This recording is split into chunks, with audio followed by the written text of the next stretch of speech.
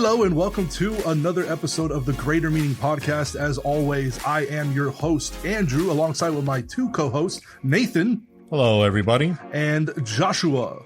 Hi, everybody. Speaking of Joshua, we are in the book of Joshua. This is Joshua Part 2, and we are super excited because today we're covering the story of the Battle of Jericho, amongst other things. And Mount Circumcision. Listen, hold on, before we get right into that.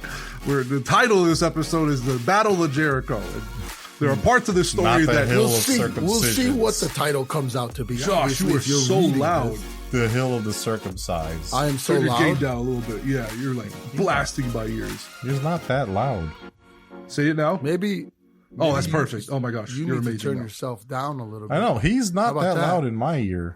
Oh, okay. I'm sorry. I didn't mean to interrupt us for that. But I'm saying that, there's parts of the story that when I watched Mount Circumcision. when I watched the VeggieTales episode of They left Joshua, out the circumcision. nobody ever brings up the Mount Circumcision. I said circumcision like 8 times already. I wonder why. I mean, I think Because how do you bring that up? That's just a really weird topic to just. the way we did this is the way you bring it up. My favorite thing is, hey, fellas. God kind of said something. You know how God like, says things to me sometimes? Yeah. you know how you guys put me in charge, right? It's like his first You thing guys he does. know I'm in charge. First things first. Actually, though, We gotta get that. so in the previous episode, Joshua and the Israelites finally entered into the promised land after God miraculously parted the Jordan River for them. With their feet firmly planted in promised soil, they now look forward to the first of many challenges in conquering the land, the supposedly impenetrable walled city known as Jericho, or the city of palms. Or Jericho. Because Or back then Jericho. they didn't have J's. Or it would have Jericho. been Jericho. That sounds so much better. We're going to get into it. We're going to get into it for sure. Hey, what you do today? I marched around Jericho. It only took them 20 minutes to do that. Yeah, because Jericho's like an estate manor. Yeah, we're going to talk about how It changes underwhelmingly the atmosphere. The name itself changes the atmosphere. Yeah, that was kind of racist the way it sounded, the way you did it. Do it again, Josh. Why is that racist? Just do it again. Let's hear it. Jericho. Just I imagine don't know. me. I can't pinpoint the ethnicity on it. Wait, do you think they were Asian? Is that what you're No. hearing? Yeah, that's an No, Asian it's- accent, right? I'm hearing the Mexican. accent that I gave was definitely a Latino man. Yeah, see? Really? I know, Joshua. We've been doing They're this really a long good time. at marching around the Jericho. cities. Mucho caliente. All right. That's totally Asian. No. Before we get into the details of this beautiful walled city that's I very am Latino, by the way. underwhelmingly... So it can't be racist because I am Latino. You're very much You're so not at all. We're all Yes, I Romanian. am. You're like super Romanian. You actually have goats and farm animals still. You have ducks. In America. You have turkeys. You're the most Romanian of us all. Yeah, honestly. You're like the proto-Romanian. You're the dream that our parents had when they were in Romania. Like, my children will be this in America. Today They'll have a at house work- with land. Today at work, I said to the guys, "See you mañana." Did you tell him es tiempo de martilla? All right. You know what? You should tell him that. The journey today brings us into Joshua chapter 5, where we're going to have a couple things we have to complete before we actually get into the city of Jericho and the conquering of Jericho.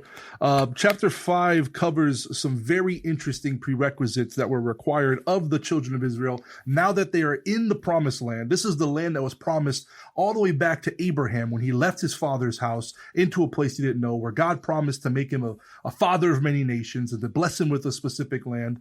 This is it. We've journeyed for, what is this, episode number 36? 36 episodes, 36, and we're correct. finally here.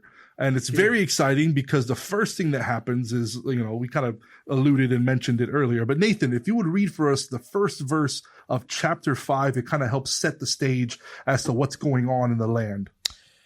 Now, when all the Amorite kings west of the Jordan and all the Canaanite kings along the coast heard how the Lord had dried up the Jordan before the Israelites until they had crossed over, their hearts melted in fear, and they no longer had the courage to face the Israelites. So, Hey, what version are you reading?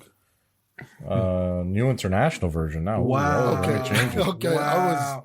I was We are- very lost. Okay, if it's not New King James Version, I don't know. All What's going right, on. I am sorry about that. Here, let me reread it in the I will in need the a approved- I New will King need a James. reread. in the It's- approved it's- version. Andrew, it's either for anyone New King that's James. following along, they have no idea where we're reading from anymore. It I mean, needs to be that reread. kind of says the same thing, but okay. Listen, New King James, ESV, NASB, or sometimes maybe CSB. I'm sorry. Yeah, those are I don't- versions of the Bible. Let Yeah, me yeah. read this again. I don't think I can. I cannot continue this episode without. You know what? this We're gonna reading. go ahead and end it here. We just, I'm sorry. That's not. I was testing something out with the NIV, It is. It's not funny. and I because forgot it's to happened change it back. All before. right. All right, sorry. Sorry. So let me do it again. So it was when all the kings of the Amorites who were on the west side of the Jordan and all the kings of the Canaanites who were by the sea heard that the Lord had dried up the waters of the Jordan from before the children of Israel until we had crossed over, that their heart melted and there was no spirit in them any longer because of the children of Israel. So you have this. See, grammatically, that didn't even make that much sense. I'm just telling you, that's why the NIV, like, it made no sense. First of all, had dried up the waters until we had crossed over. Yeah, the one that's writing it, Joshua from his Okay, I get it, but that's never until now. Never. He's just like, oh, let me just put we here. Like, I get it. Let's try ESV. Go ahead and pull no, it. I'm not pulling another one Read out. it one more time. NKJV from All right, now all on. right, all right. Just let's Rightfully have it so. not make any sense. Their hearts. Who were on the west side and who were To by the continue sea. on. To continue on with the episode, rightfully so. These kings were afraid. I would be afraid if I heard that the guy that's coming to beat me up and take my lunch money just parted and dried up the river. I would give him my money. I don't even know why the people in Jericho were still there. They should have left. Completely should have just left. Well, you see, they had these walls, and they were pretty confident in them. Who cares about the walls? When you hear that these people just dried up a river to get to them, like they were the main objective, and they knew it. Well, it's an important fact to note that it's actually they heard of what God was doing for them. And they're like, whoever's coming this way, these people, like, they were also afraid to go into the land of Og, of Bashan, and King Sihon. These are like giants that they destroyed and are now coming miraculously and supernaturally across this landmark. And now this news of them, this reputation is preceding them, and it's causing a very important, fear to rise up in the hearts of these kings. But before they could take any action against that, before they can, take advantage of the fear that was inside of these kings, we gotta do something. The Lord actually talks to Joshua here in verse 2. Nathan, will you go ahead and the long-awaited command here? First thing done in the promised land. At that time, the Lord said to Joshua, "Make flint knives for yourself and circumcise the sons of Israel again the second time." So Joshua made flint knives for himself and circumcised the sons of Israel at the hill of the foreskins. And this is the reason why Joshua circumcised them. This is why he does it. All the people who came out of Egypt, who were males, all the men of war, had died in the wilderness on the way, after they had come out of Egypt. For all the people who came out had been circumcised, but all the people born in the wilderness, on the way as they came out of Egypt, had not been circumcised. For the children of Israel walked 40 years in the wilderness, till all the people who were men of war who came out of Egypt were consumed, because they did not obey the voice of the Lord, to whom the Lord swore that he would not show them the land which the Lord had sworn to their fathers that he would give us, a land flowing with milk and honey. Then Joshua circumcised their sons, whom he raised up in their place, for they were uncircumcised, because they had not been circumcised on the way. Yeah, I mean, it's pretty Very simple, and everybody died that was circumcised. The rest of the kids weren't. Now he's doing it. But it shows but he likes to wait as they're adults where it hurts. Yeah, he wants, and he has to use a rock. He can't use any type of knife. Flint, a very dull blade. I see this giant hill, and Joshua's on the other side of it where you can't see it, and a line of men just like one by one walk around the hill, and they can't see where the other guy goes, and he just screams. The funny thing about flint knives, even though we say it's a rock, which it is, it's a very, very sharp rock. Mm-hmm. It's like very sharp. It's like glass. So, I mean, really, It chips away like in these shards that are very extremely sharp. Yeah, no knife is sharp enough, though, to get circumcised when you're like 25. Yeah, these are all the fighting men. This is like 20 to 40. I guess there's something about it. There's something, because yes, you make a valid point. Why did God not just say, get a knife or a hatchet or whatever you have? He says get a flint knife. Yeah. No, not necessarily get a flint knife. He said, go make flint knives. Well, I guess, you have to make one because you break it. And I'm assuming after a while it does go dull. It was a lot of it. Yes. But once again, we go back to the whole concept of the connection with humans and the earth. And the rocks. And the rocks, exactly. The rocks are the new trees. The rock, the using of the rock is connecting you and making you one with God. That's a little bit of a stretch, but yes, because it's a tool being used. Aren't like knives also made of the earth? Like, I guess, actually, they're just heated up, minerals and ores, and they're heated up and beaten multiple times. A flint rock is just scraped a lot. That's chipped. I'd rather have that. I'm gonna start keeping a flint pocket knife. No, you're not. No, I'm not. It would go dull so quickly. I would always have to be. I would always have to be like sharpening it. Like, just don't. So annoying. But here's the thing about it: you can't sharpen it. You have to. It just chips away. Like it's rounded, and you hit it, and flakes come off. Both geologists or whatever they're called. Everybody's an expert on rocks now. I don't know what flint does. Doesn't Flint spark up too? Mm-hmm. Isn't Flint in Michigan? Is that not a thing? Flint, Michigan. That's all I know about Flint. All right. Sparks up, Flint, Michigan, bad water. One important note. I'm sorry. Bad water. Jeez. All right. One important note I wanted to bring up about this is I want us to bring our attention and remember back with Moses. Remember whenever he received his commission at the burning bush. You guys remember what happened immediately when he left to go to Egypt and call the Israelites back out? Along the way, God sent an angel and he was going to kill him because his children were not circumcised. And remember we talked a little bit about that. Wait, what? Who? Moses. Kill Moses? Yeah, you don't remember that part of the story? I mean, it's been a long time. 20 episodes. So in the story of Moses has a similar, and that's what I kind of want to bring up. The book of Joshua has a lot of similarities and comparisons with the Exodus story. And this angel tried to kill Moses? God came to kill Moses because he was going to enact his will and he was going to fulfill his position as the prophet and the lawgiver, but he was being disobedient to the one law that they had received up until that point. The law that God gave to Abraham that said, circumcise your children, and this is a sign that you shall be a separate people. And now it wasn't exactly said. That's the thing about it. Like when the angel came and attacked, quote unquote, and attacked Zipporah acted. Zipporah acted, but it wasn't written anywhere within that story where the angel attacked them because they were not circumcised. She basically just, this is what we're going to do. Well, the reason behind it is what kind of we brought up before, that he was going to be living hypocritically. He was going to be the representation of the law. Moses will be known as the representation of the prophet of the laws of God, right? That's true. And the one law. Do you think he actually knew? Probably, yes. He was probably trained.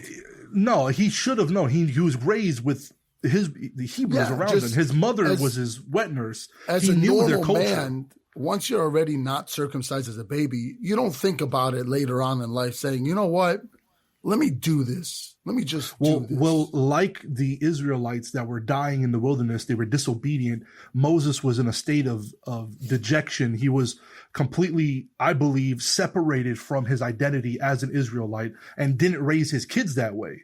And when he received that call, that commission, remember how many times God had to reach out to him for him to accept it. He kept saying, oh, I can't. Why me? What were they going to say? I can't talk good. And until God got upset with him and then called for Aaron to help him. And then when he went on his way, God wasn't going to allow his messenger to live hypocritically of the one law and then supposed to bring out the people into his mountain and reveal the rest of the law to him. Now you have the children of Israel embarking on this road to separate the people that are iniquitous and wicked from the land of promise, and they're going to not be separated from them. Because that sign of circumcision was the way that they would physically mark that they're different. Alongside now with the laws, the rituals, and God being amongst them in the Ark of the Covenant, you have this extremely important part. God is like, this is the first thing you do. You separate yourself. You cause yourself to be a holy people because that's what he commanded. And Joshua's first act of business or first order of business was to circumcise all the men to get them right physically. Hill of foreskin. Moses. At the hill of foreskin. So physically they have to align themselves.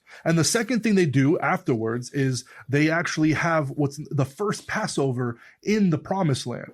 Chapter 5 verses 10 to 12 represent this spiritual act, this first thing of fulfilling the law that God put in place at Mount Sinai, saying that, the first, you're supposed to celebrate Passover. You're supposed to do these feasts and these festivals. And now it's time for it to happen.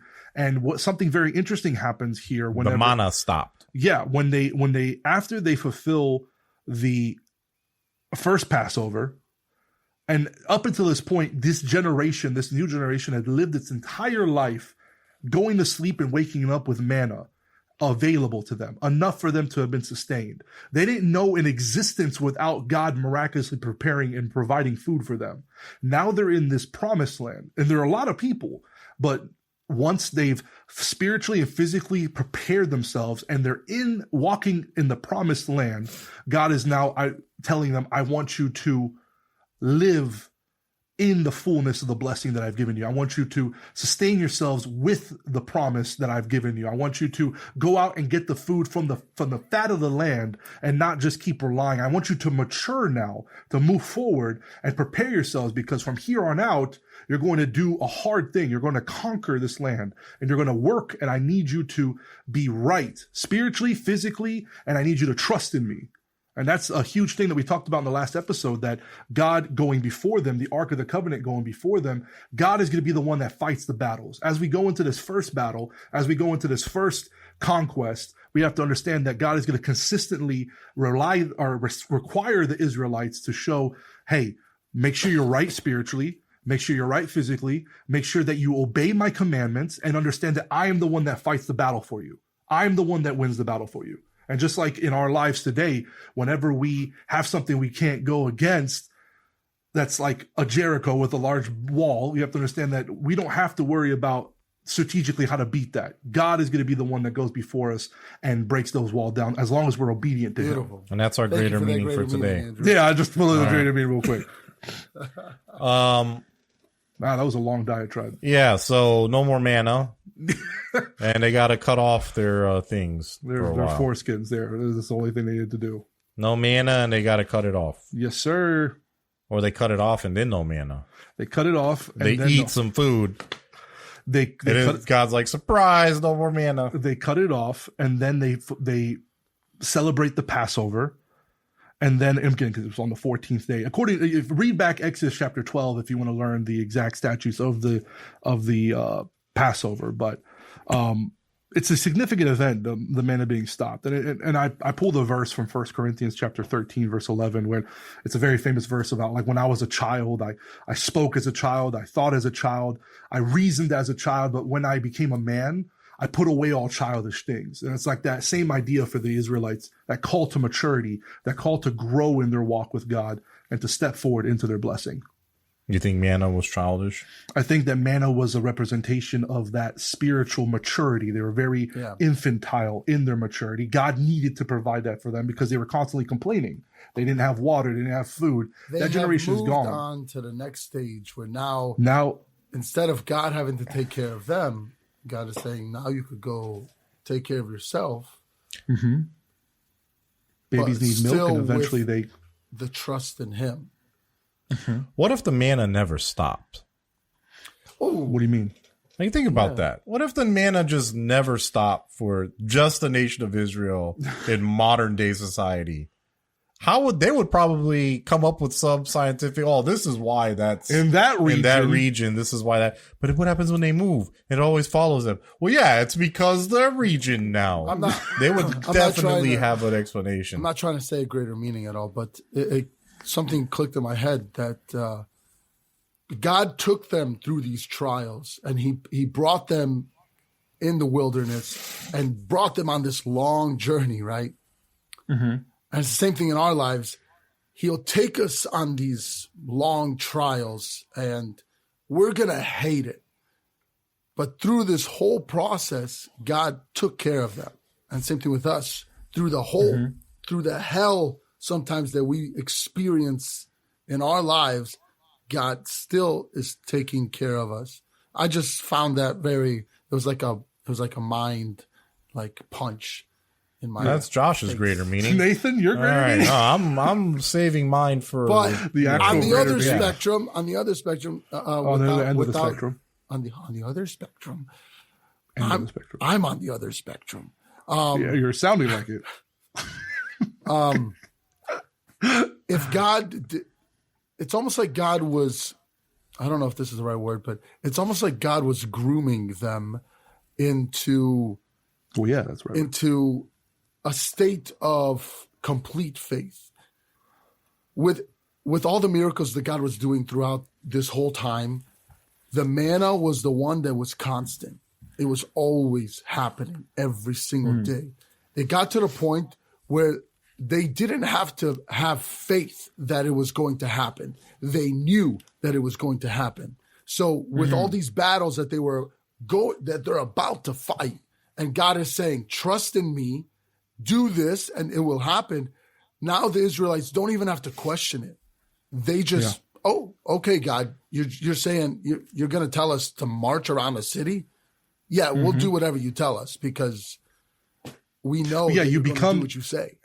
And God grows people's faith through those experiences. Like you get used to something where you don't even question it anymore. Like you said, I'm not even going to worry about my daily bread tomorrow because God has always provided it. No matter what desert or what forest or whether if I had to cross an ocean, God provided. Now that I have to do this next greater thing, I have more faith that God will do it because I know He's done it for me before. And that's a huge thing that the Israelites, you're right, God groomed them. But it's interesting that God did this for this next generation, even though this other generation took advantage of it, and even they did not learn. You can get blessings from God. You can take it. You can take advantage of it. You can become a person who takes for granted the blessings of God and constantly complains and feels entitled rather than wanting to step and grow. So what's interesting about this next part is that, like you said, God is going to command something extraordinary, it counterintuitive, what you wouldn't think would be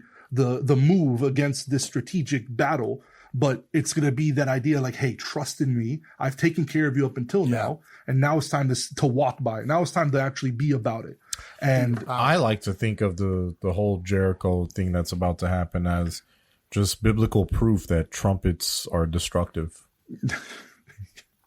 Tell us about your trumpet trauma. I don't have any trauma. I had a red trumpet as a child. I used to play trumpet. Yeah, that's what I'm saying. I know that you were forced to play band. Andrew, when you were younger. What did you play? I think, were we all part of the same band? Your dad was one of the first people to teach me how to play a band instrument. Your dad was a band instructor. I think you remember that. And I played tuba for 9 years in the church band. A lot of people don't notice about me. My wife doesn't believe it because after I met her, it had been years since I touched the tuba. First of all, Romanians have church brass bands in the church. Yeah, that's one thing that you gotta understand that that's not a part this was of not anything school. else. I played ever. football. Like I didn't have time for band. Does your church still have brass No, band? Theirs doesn't. No. Even the one in Houston, I think, does. a lot of them do.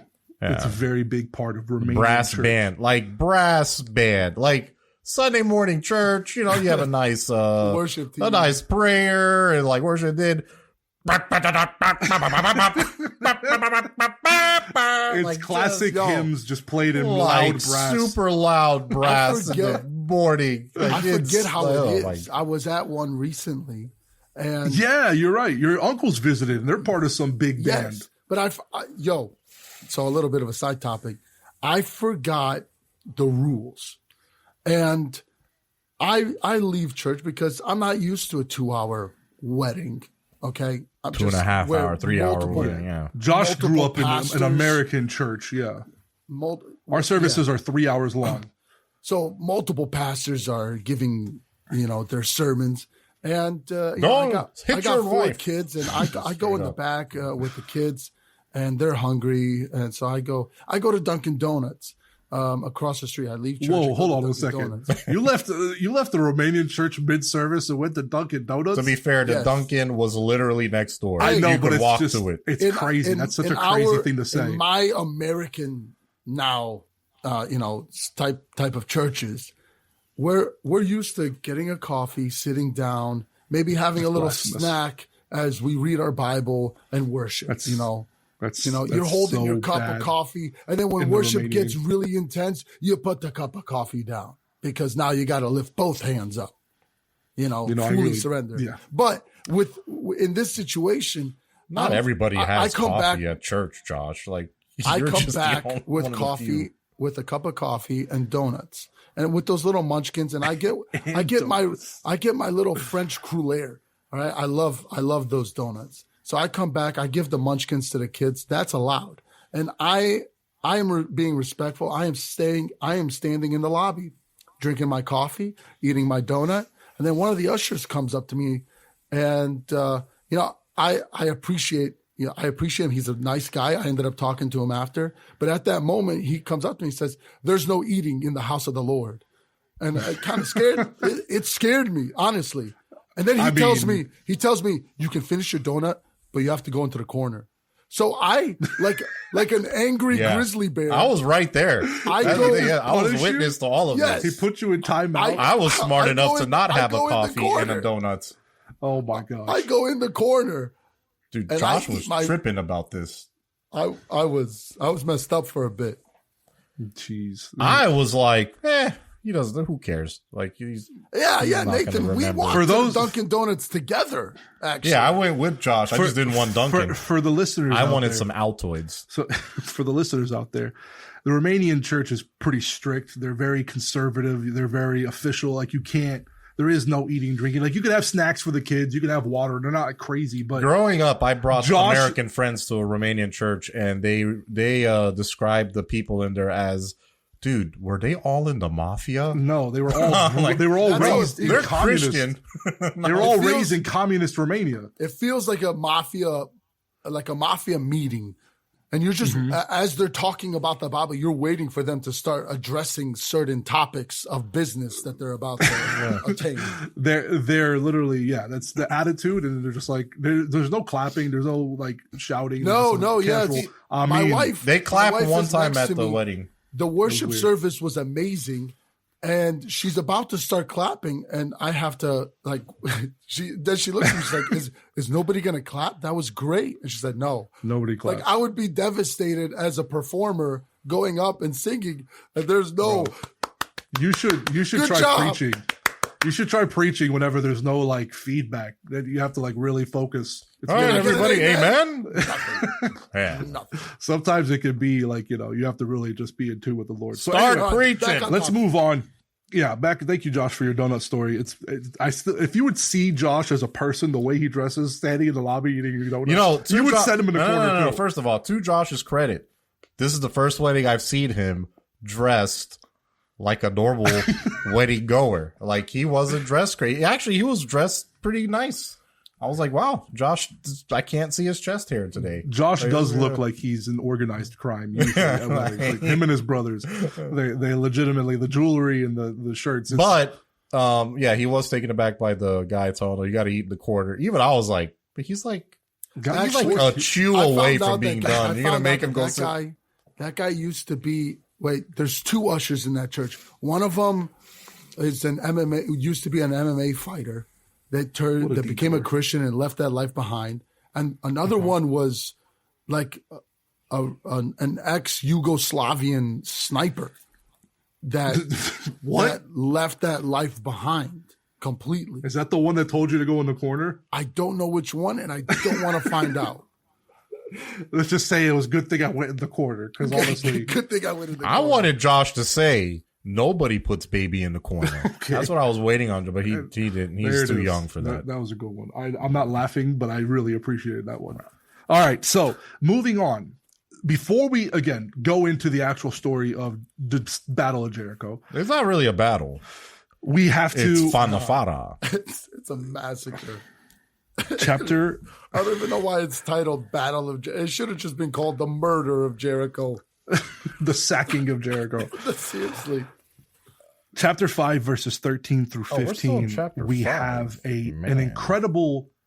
Chapter 5, verses 13 through 15, we have an incredible interaction that occurs. We have the appearance of a figure known as the commander of the armies of the Lord. And this interaction with Joshua is extremely important because we have Joshua on the eve of battle.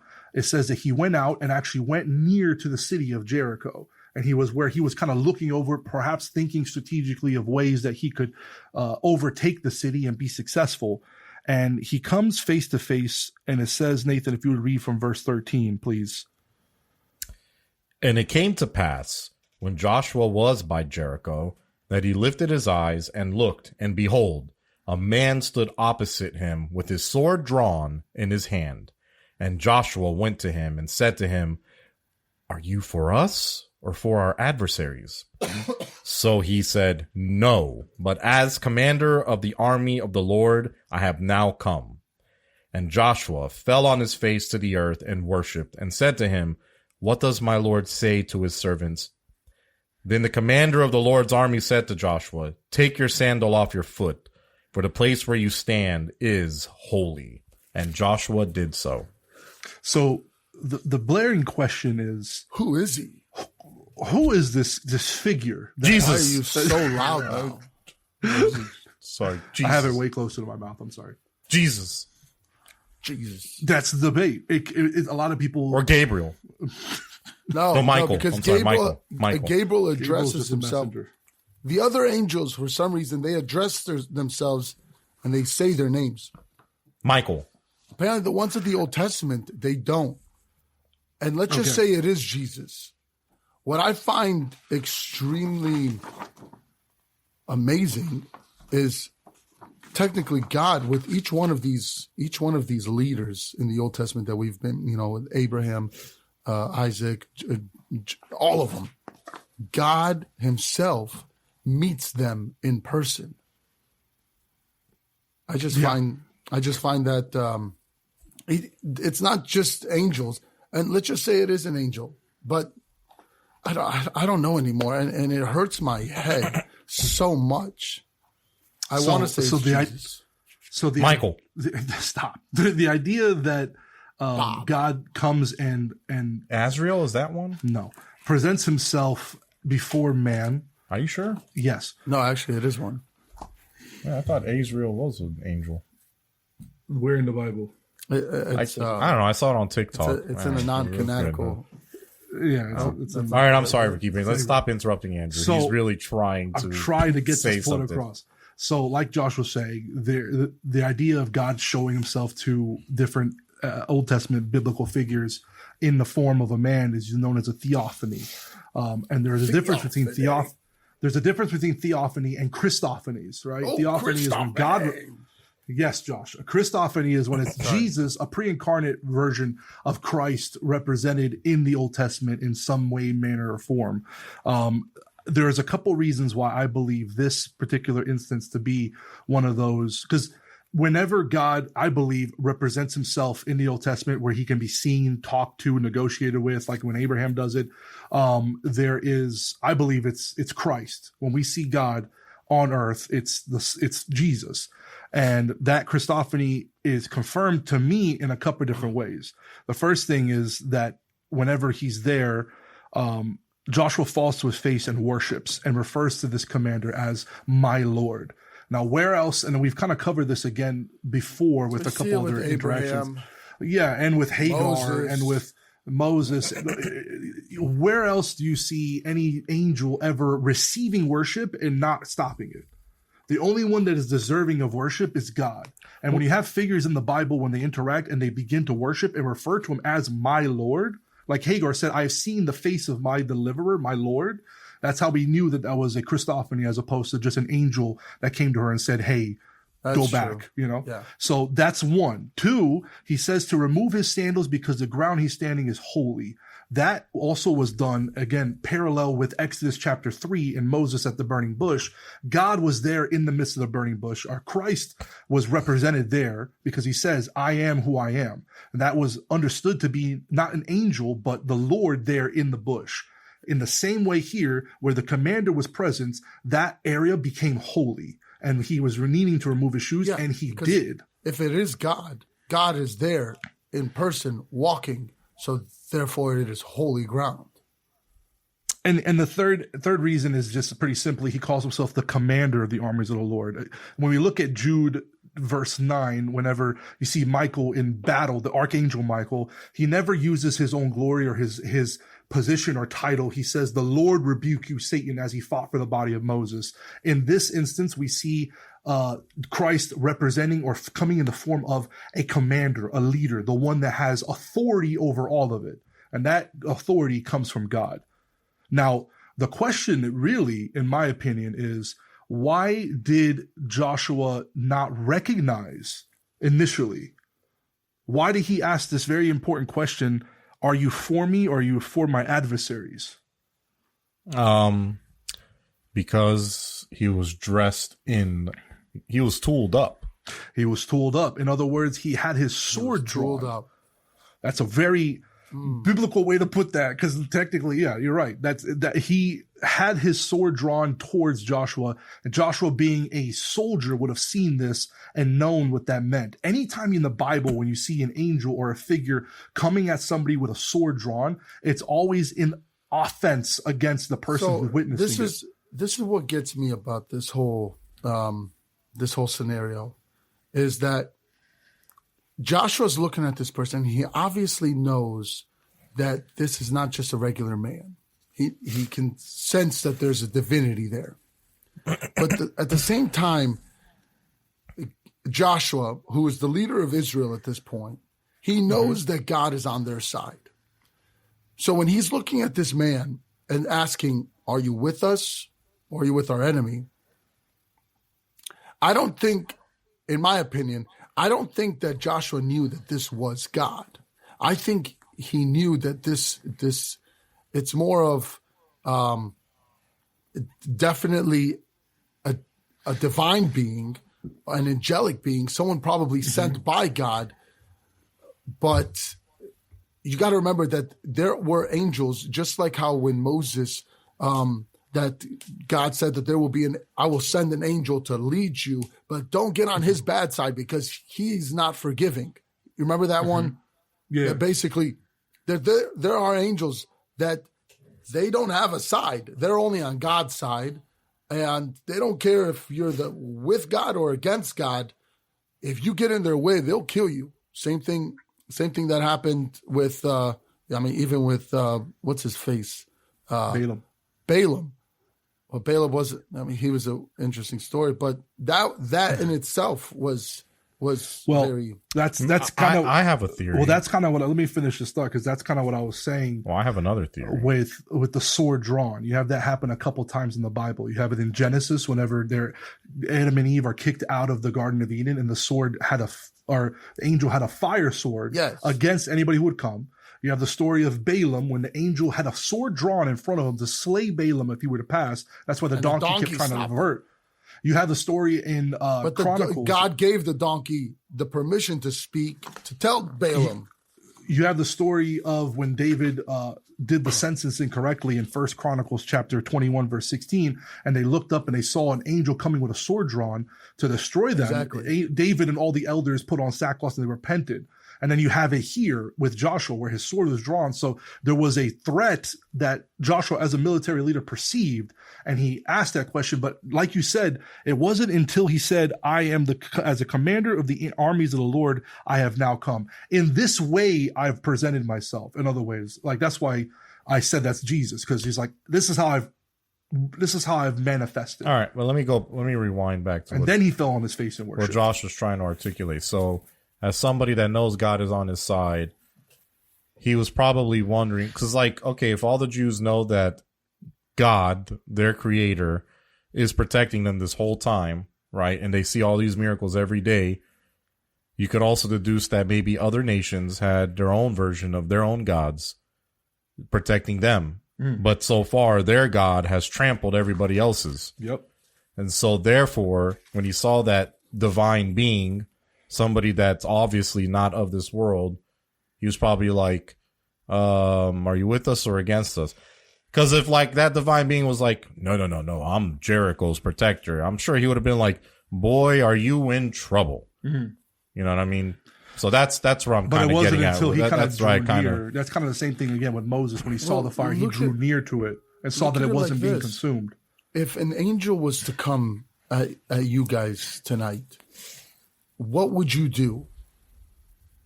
What if in this moment Joshua wasn't worshiping that angel, but he was worshiping God, knowing that angel was a messenger? I could see that, but it's based on how I read it. If an angel showed up to you, like, you know who your God is. It's because it says to worship. It says God. he worshipped and said to him, "What does my Lord say to his servant?" Yeah, but it doesn't say he worshipped him and said. I guess, and in the translation I have, it doesn't say that. And he worshipped the man who said he was this. It just said he fell down on his face, he worshipped and said, "What does my Lord say?" So it's fair, but those other reasons is the reasons I stand on why I believe this could have been a Christophany. Listen, like I said before, I really don't know what to believe about this whole angel theory anymore. Well, I want to just say it's Jesus, but I don't just say. I'm not just saying because I think I'm using these. That's why I listed out those three reasons in this. And then even with times before, we listed out specific reasons why we believe. We have to be able to, when we make an argument, especially one like that, that's like you said, not clearly identified. We use the context and we use the scripture to be able to substantiate our argument. We don't just say what we feel or what we might think. I like to use the word of God to be able to back up any of my or any of my beliefs or any of my opinions. So that's kind of why I said that. And another reason is when we move into chapter 6 now, in the actual chapter that describes the destruction of the city of Jericho, it flows into the Lord talking to Joshua and giving him set instructions. I believe that while Joshua was there, overlooking the city of Jericho, interacting with this man who claims to be the commander of the armies of the Lord, God there gave him the instructions and what he needed to do. Now, before we get into that, I want to kind of, again, remind the listeners some brief information that we were talking about earlier about this city to visualize the city of Jericho, this place that we've heard about all of our lives. Those who know the stories of the Bible or those who went to Sunday school, we've heard this word, but oftentimes we never knew anything interesting about it. Yeah, so imagine a Walmart. A supercenter. Yeah, a supercenter. That's about the size of Jericho. It's way smaller than you really would have thought. It's not like the size of a city like you would think like, oh, it's Boston or it's, Charlotte or Chicago. It's not that big. The city of Jericho was known as the city of palms because it had numerous palm trees in the area that thrived due to the abundant water source from springs nearby that were there. You could count on both hands the number of palm trees they had. It was numerous. So many. There was numerous. There was tens of them. It wasn't that small. The historians say that Jericho, even today, outside extra biblically, say that it's probably one of the oldest inhabited cities in the history of the world. that they can date humanity if you use carbon dating back to about 10,000 years. Now, obviously, if you believe in the 6,000 year creation, it wouldn't be that far. But the way that archaeologists and historians have dated the land, there has always been consistently people living there because it's like a prime location. It's well watered. It's up on a plateau that's kind of overlooking the rest of the area. And it's just like you said, it's lush with vegetation. 6.5 acres of paradise. Just prime real estate. Now, another theory for the name Jericho is closely linked to the word for moon called Yahiko. Yahiko. And Jericho was anciently a center of worship for the moon god Yarik, which could be Yahiko or Jericho. Some people think that could be the relation to the name, but what'd you call it, Josh? Yarik was the beginning of the episode. Say it again. Yariko. Yariko. That wasn't a Yariko. There it is. Suave. Yarik was an ancient West Semitic moon god who was married Yariko. to the moon goddess Nikal, the Sumerian god Nigal, was the subject of a poem from ancient. There. Oh, there you go. That's the picture. Josh hasn't done this since like the 22nd episode. Look up there. I know. I'm trying to be better. In other words, the goddess that they would have served, the ancient Sumerian gods, alongside with Moloch, would have been Yarik, or would have been a fertility god and a god of the harvest, and it would have involved a lot of sex. You notice a lot of these pagan gods are usually fertility gods. There's a lot of excuse. It's almost as if something's afoot with all these fertility gods. The pagans seem to have. You went silent. Joshua cut out. We can't hear him no more. In the 48-minute mark, we can't hear Josh no more.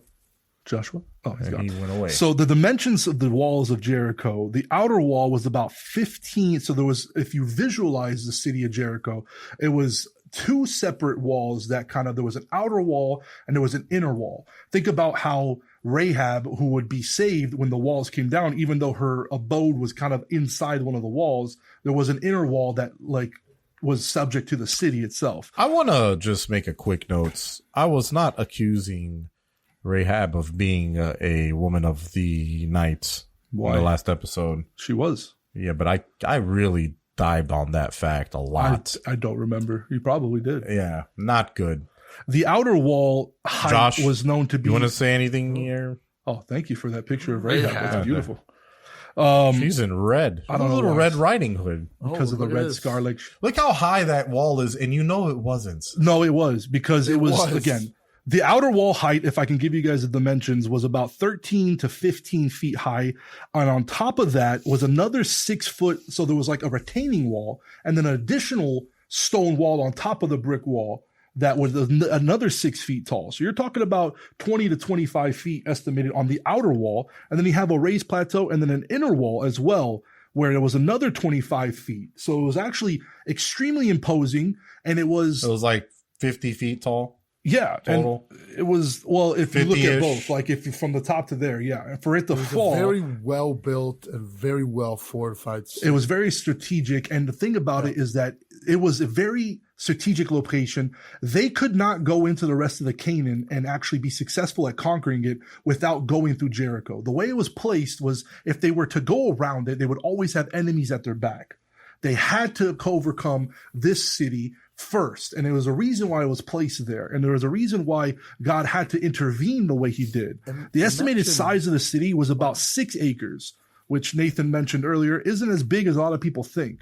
But the thickness of the wall was about 6 to 12 feet. You could actually walk across it. Imagine living on the outer skirts of the upper wall. Like you only have one wall. Was it like living in a condo, but you live on like the top suite? It kind of makes sense why Rahab was out there. She had money. No.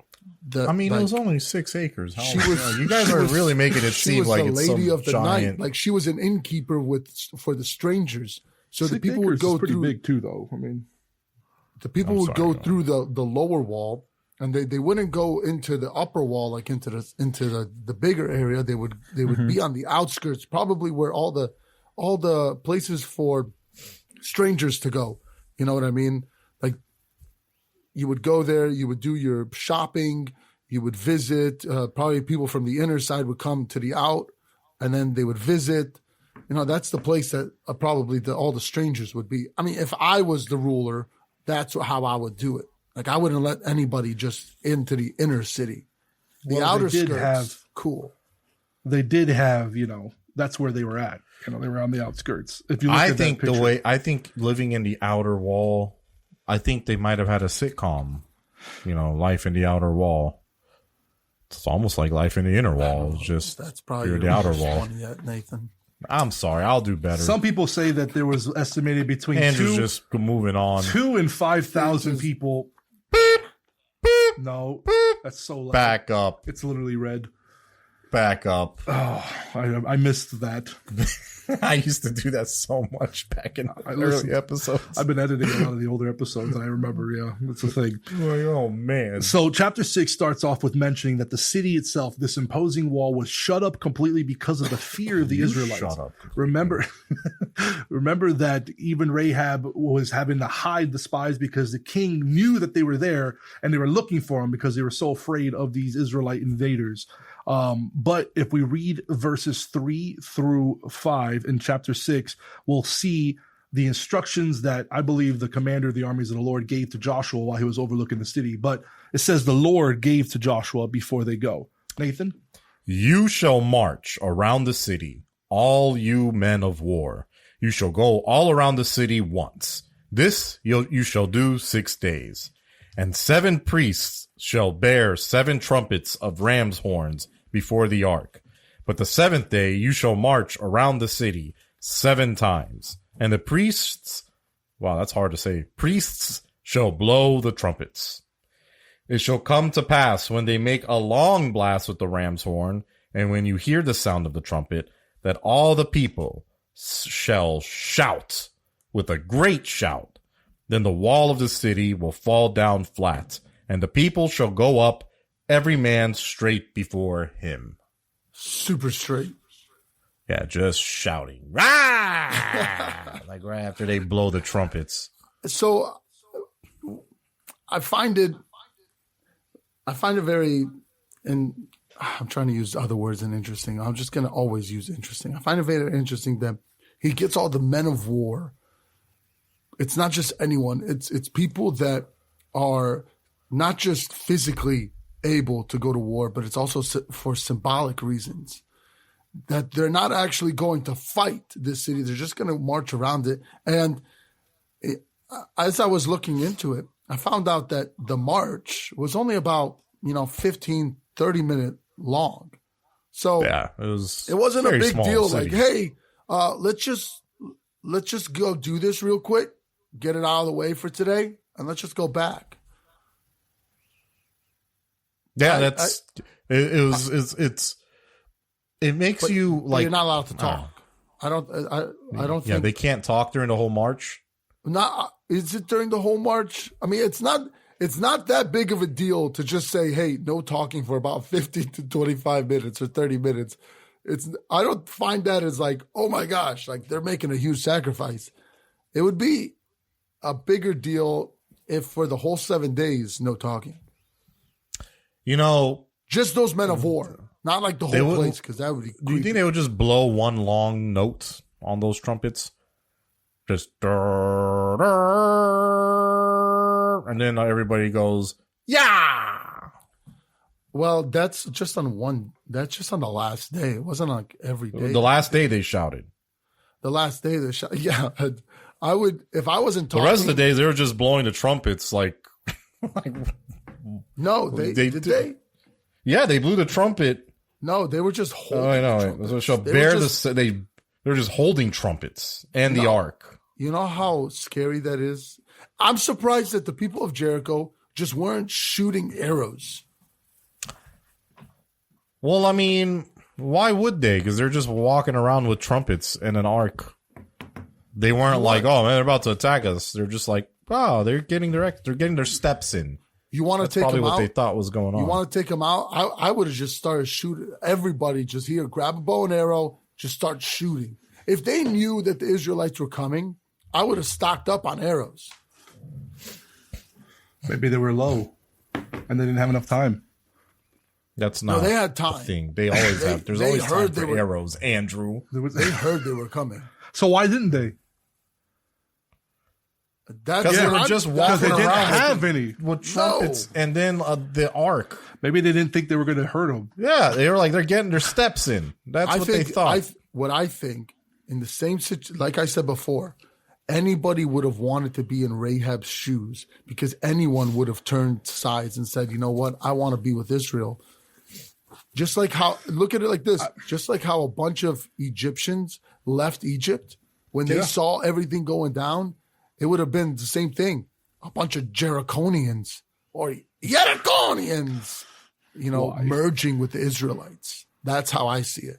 But no, that's not the case here because God doesn't want any Yericonians. Mm-hmm. He just wants Rahab, the great they were marching in silence. Jesus. Yeah, they weren't supposed to make a single noise when they were walking around until the last day when they're given the instructions. Yes, to but shout what we were trying to figure out was, were they not allowed to talk the entire time, or just while they were walking, or just? But then it's not that big of a deal because, like I said, it's only about 15 to 30-minute march. It's not that long. I mean, it takes longer when you have a whole battalion. Yeah, because it's like Snake. Like the end of the line is hitting the front because it's such a small area. Jeez, yeah, but everyone, how does that work? Wait. If you think about it, you're in a circle and there's a starting point. The starting point goes around and goes all the way to the other side. There's going to be people that Jericho haven't marched around yet. Yeah. Jericho. Are you listening, Andrew, or are you just singing a there's song? going to be people that haven't marched around yet. No. Yes. What are we talking about? They all walked around this. Why don't have to overcomplicate it? No, they it's not marched. that complicated. He's saying if they're all in a line, right? Uh-huh. How long was the line? There's a lot of Israelites marching around. I'm sure it was a wide line. It's not a very big place. I'm sure they didn't go like they were marching around a house. Like it's 6 acres. I'm saying a half. They could go out and march in a wider line. It doesn't have to be if the circle, one by one. Why would they go so far out? If the circle was out? completely encompassing, like right next to it. You know what? If the circle was completely encompassing the whole city, then this would work. If they were walking in a circle, they would all end up in the same spot they started. But if they were in a line and walking around, the guy that's in the front, once he reaches the spot where he started, maybe he left the snake sandal hits right his there. tail and game over. Maybe he left the sandal right on the floor to know, like, okay, this is where I started and this is where I'm going to stop. There's going to be people that haven't. You're wondering how the does he line know? has to go through the sandal. You know what I mean? It's got to go through the sandal so that everybody can walk around. Sure. I don't know. I didn't think about it. I was just like, they walked around. Well, that's your problem, Andrew. You didn't think about it. You're not looking for the greater meaning here. I did not look for the greater meaning of the actual marching. Think about it. That's absurd. They're just marching around in silence with trumpets in their hands and an ark. That's why they didn't shoot them. They're just waiting to see what would happen. I'm like, whoa. I'm sure day one went by. They're like, yeah, they just walked around us with trumpets in their hands and ark on their shoulders. After then day day two 4, happened. And they're probably like, dude, what is going on? All right, yeah, so why are they not blowing the trumpet? Why did they not say anything? I said hello. They don't even say anything back. According to the VeggieTales episode I watched, they were dropping slushies on their heads as they were walking. They were just like kind of throwing down the purple slushies out of mockery, just not to kill them. I would have thrown. I would have thrown piles of poop at them if I could. Not if you saw them march through dry land in the split river that, could drown your family. All right, let's compare the Israelites just silently walking around with trumpets and an ark around the city versus how the Mongolians used to attack cities. Very different method, both the same effectiveness, but very different style. Ride your horses as fast as you can in a circle. Genghis Khan would literally scream out, "I am the punishment of God upon thee. God wouldn't have sent me if you weren't so wicked." There's a whole conspiracy theory that Genghis Khan was the Messiah. Oh, gosh. We're not doing that. Genghis Khan, the Messiah? Genghis Khan would throw dead bodies that were rotting of disease over the wall to let them die of disease so that he could take over easier. And in Revelations, it said that when Jesus comes back, he will come back like as a lion, not as a lamb. I don't think Jesus is throwing disease bodies over city walls. That would be so scary. No, that's not load the catapult. That's not the worst thing he did. That's my Jesus. A whole That's my celebration. Jesus. He put giant wooden doors at the entrance of the city. All the soldiers, whatever, that were still alive, he just put the doors over them, and then they had like a 3-day-long feast over them while they were underneath the doors. They were just getting crushed to death slowly. I remember that one. Hearing them eating and being merry. That's the Messiah. That's not the Messiah, Josh. No, Josh, we're not. The guy wasn't that good. He wasn't very good at all. So they marched around for 7 days. On the seventh day, they went very important. Very important. No one had access to the spoils because they would be accursed if they touched those accursed things. Yeah, God told them not to take those. Literally, specifically, don't do it. Even though, according to Deuteronomy chapter 20, the spoils of the city usually were available to the conquerors. They were allowed to take. In this specific instance, Joshua commanded that no one, especially because it's the first one and because it's accursed, don't touch it. Now, do you think, and this battle in itself was not won by the Israelites at all? Yeah, it wasn't. It was won by God. Exactly. So basically, God is trying to tell them, I took this city, not you. Don't touch anything. Essentially, yeah. I think something else. I think that basically because that location was like a haven for pagan worship to foreign deities for so long, that the armies of God descended upon it, and there was a major spiritual battle there that the eyes couldn't see, and therefore, like all the artifacts within that confine, because remember we talked about that there are objects that can be like cursed. Mm-hmm. All the objects in there were under so many years and years of pagan devil worship that God is like, do not take any of this stuff. It is cursed. Like this is not for you. And therefore, and then when the walls just crumbled down, that's like a result of that spiritual warfare. Like, that's me, but that's my private, belief. It's far-fetched, but that's what I like to believe. So Nathan, if you will read for us verses 20 and 21, we have the climax of chapter 6. And so far of the episode, we see what happens after they finished walking around the city. So the people shouted when the priest blew the trumpets. And it happened when the people heard the sound of the trumpet, and the people shouted with a great shout, that the wall fell down flat. Then the people went into the city, every man straight before him, and they took the city. And they utterly destroyed all that was in the city, both man and woman, young and old, ox and sheep and donkey, with the edge of their sword. Boom. Destroyed. The walls specifically would have, remember again, how they were listed as being these retaining walls on top of or underneath these other walls. It said that they fell out in such a way that they crumbled outward. They fell flat and almost created like a ramp that was easily accessible for the Israelite invaders to kind of come inside and conquer the city, have easy access up into the city, not having to crawl over rubble. Because think about it, if a wall falls down, there's a bunch of rubble in the way. That doesn't make it easier for people to go inside.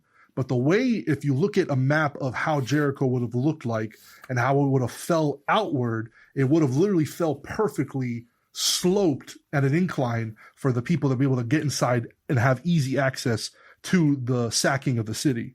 Now, Joshua specifically sends out the 2 young spies that were there earlier to retrieve Rahab and her family, and they were all saved because she had hid the spies and had faith in the God of Israel over her loyalty to her city that she was a harlot in. Do you think that she asked them, like, hey, the trumpet thing, is that like how y'all do that all the time?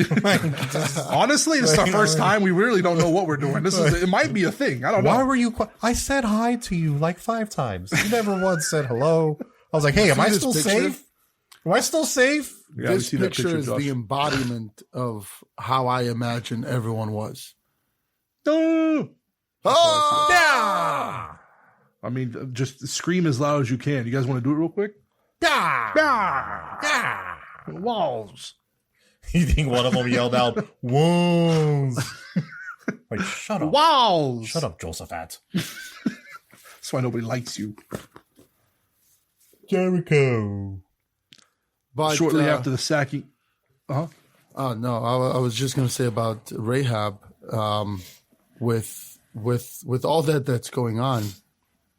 You think that because there was definitely people still alive, and I imagine. Well, they say that's kind of the debate, right? No. That I'm idea. saying during the time of them going to get Rahab, because they were going to get Rahab before they send everybody in to go kill everyone. It was kind of at the same time, but yeah. Well, But Rahab was at I the edge of imagine the city. neighbors just looking in there, and they just see a bunch of Israelites coming in and taking Rahab and the whole family out. Be like, we were wondering who the traitor was. Sorry, you weren't in my house, bye. It's Sorry. you. Sorry, You, bye. Rahab. Yeah. You think I paid you they, so much money. No. you think they looked at her and they're like, that hoe. Yeah, probably. That Old Testament harlot. Do you think one of the Israelites was like, "Where's your moon god now?" Oh yeah. And then killed him. Just stabbed them right after. I definitely do believe that there was a lot of mockery of these other gods. Not enough. Not enough, because we'll see what happens. But as it says here in verse 25, so she dwells, that Rahab, in Israel to this day, because she hid the messengers whom Joshua sent out as to spy out Jericho. And to this day, like we she's mentioned, not dead. like we mentioned in the last episode, that she is then married to Salmon of the tribe of Judah, and Salmon. eventually is mentioned along the genealogies of Jesus, Of Jesus in Christ. Matthew chapter 1. So Yeah. very, very awesome end for her, and not for anybody else that she knew and loved and For grew many, up with. for her whole entire life, It's just her immediately childhood friends were all destroyed. just an Egyptian that found himself on the other side of the Red Sea after it closed. Just like there's no going back, and I'm this now. So Time for circumcision. Israel's filled with Israel's filled with people from every, I would imagine, every place that they have taken over. People have merged in with them.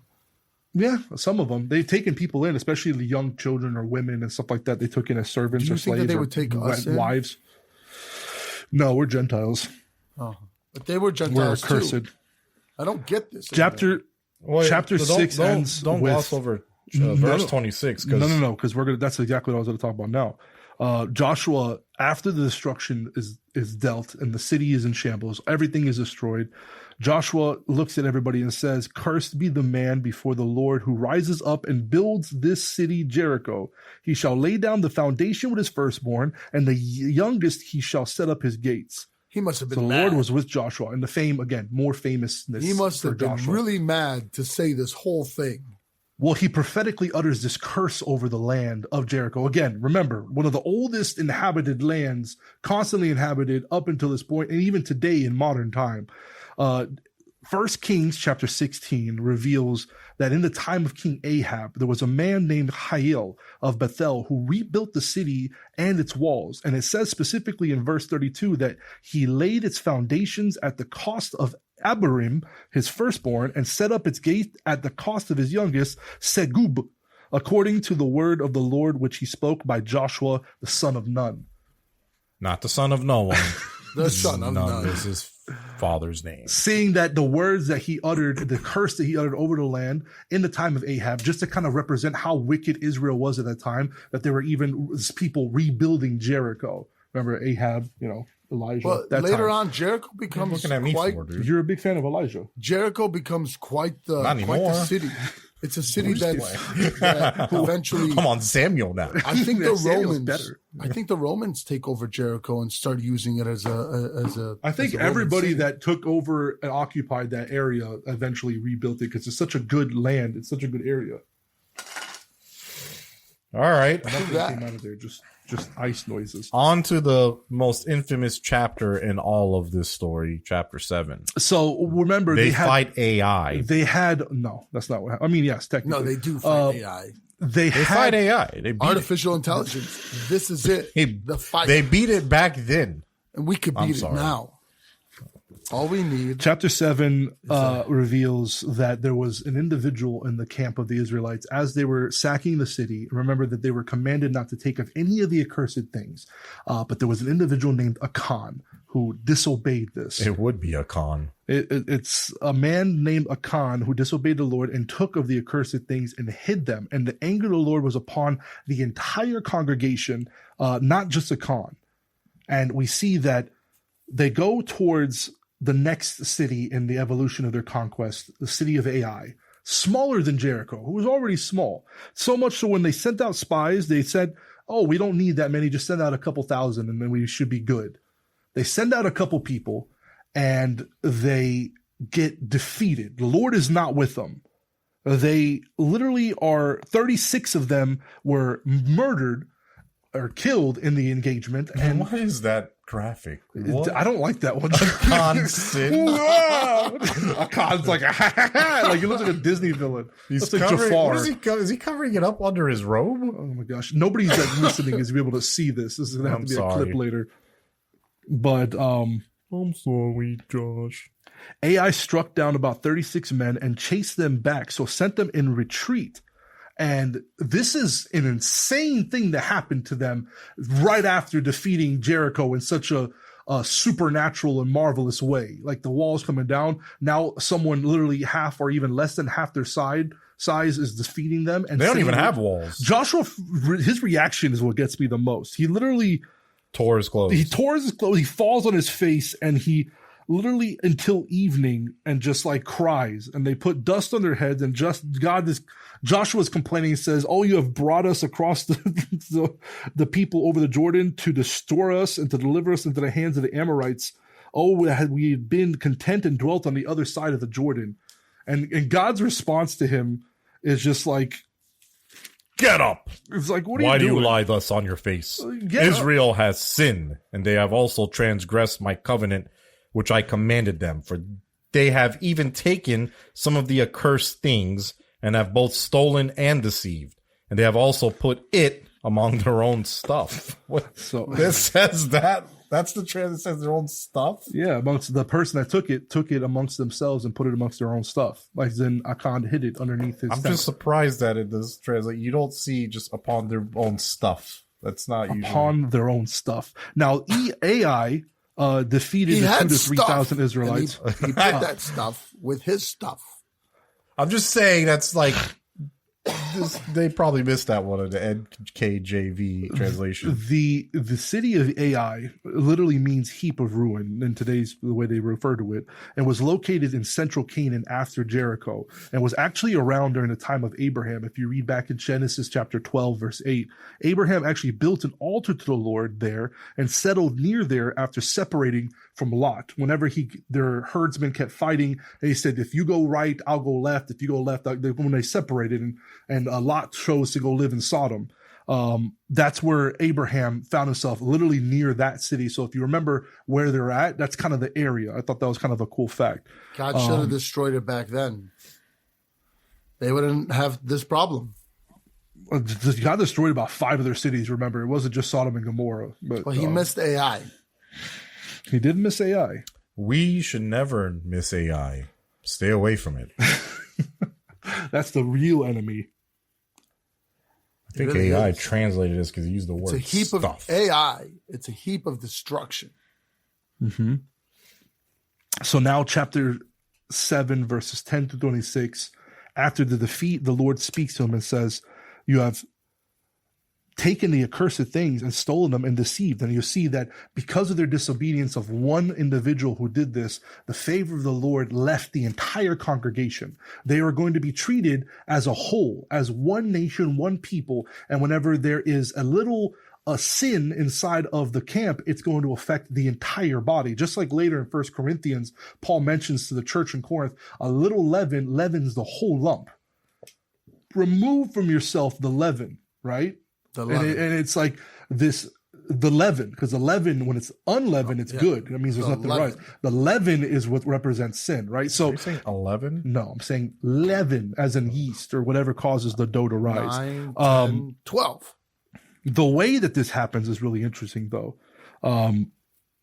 God commands Joshua to get up off his face and tells him to go and sanctify the camp. And in the morning, God will weed out and help him find out who did it specifically. Now, what's interesting is Joshua explains to the people, they have an entire night. They have an entire night to be like, consecrate yourselves because somebody did bad. And it says that Joshua literally went by tribe, by family, by household. He went one by one and a lot of people assume that he was using the Urim and the Thummim during this time. Remember that it was a part of the priestly garment. I think it was a black and a white stone to kind of like you would pull out the pocket to kind of decipher, is it this or is it that? It's a yes or a no that was supposed to be divinely inspired by God. It was a divine way of casting lots to figure out what's right and what's not. So you probably went tribe by tribe. Is it tribe of Manasseh? Gambling. It's not holy gambling. It's holy divination is what it is. Gambling is for a profit. It's just incorrect. If you flip a coin and say, this is for you, God. That's chance. This is different. This is like using one of those little balls that you kind of shake it. It's like, am I going to be lucky today? Not a chance. You know what I mean? Like, so what do you do with these two rocks? Well, the Urim and the Thummim were tools of the high priest that were used to divine the direction that God wanted them to go. Tell me how they used the rocks, not the history. So you walk up to a tribe and he'll be like, if it was a lot of people don't know what exactly it was, but I'm going to assume this way. If you go up to a tribe of Judah and you go, is it this tribe? You reach into the pocket of the ephod and you pull it out and it's the white rock. That means yes. Okay, so it's this tribe. Now let's go by family. Is it this family? No. You know, if you take God completely out of this scenario,